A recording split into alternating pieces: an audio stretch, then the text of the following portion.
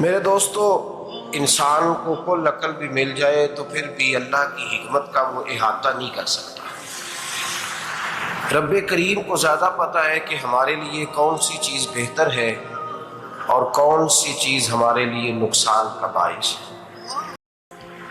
ہمارا اصل جو مسئلہ ہے اس کی شناخت ہمیں کیسے ہوگی اور ہم پھر اس تک رسائی کس انداز میں حاصل کر پائیں۔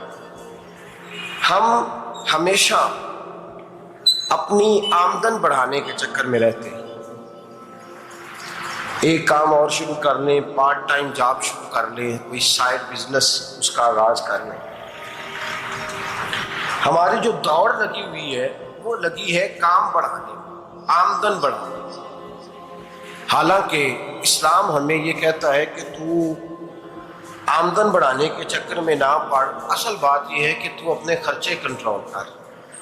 تنگ بندہ وہ نہیں ہوتا جس کی آمدن تھوڑی ہوتی ہے، اصل پریشان وہ ہوتا ہے جس کے خرچے زیادہ ہوتے ہیں۔